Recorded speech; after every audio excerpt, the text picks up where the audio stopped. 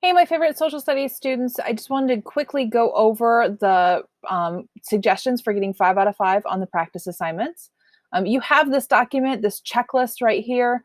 It's in the Schoology course resources. And it just basically is a checklist for you to go through and make sure you have everything before you turn in the final draft. Do remember that it is a final draft, which means the grade you get is the final grade. Okay, so if you do have questions, make sure you contact me and we'll go over it. But just do that before you submit the final one.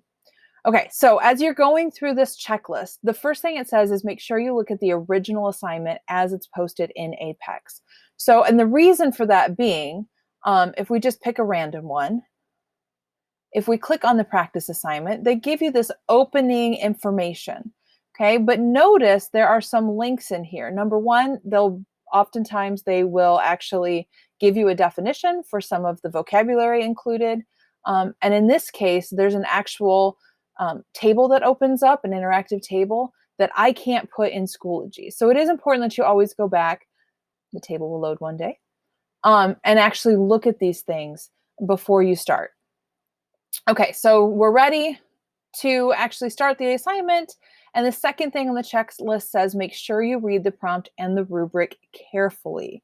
Unfortunately, I think I have too many students that open an assignment in Schoology and then they just jump right into clicking on it, opening it, and typing their answer. But I think what you're skipping here is number one, they have this introduction, but number two, this rubric. Notice that it will tell you exactly how you can get 5 out of 5 points. And oftentimes they will actually give you part of the answer. And by that, I mean they're giving you kind of an outline. They're saying, hey, here are some of the things you could talk about. And then you just need to explain those and give those examples in order to earn those points. Okay, so that's a little carrot that I'm dangling in front of you to make sure you read the rubric. Know that they are going to tell you exactly where to focus if you take the time to actually look at it.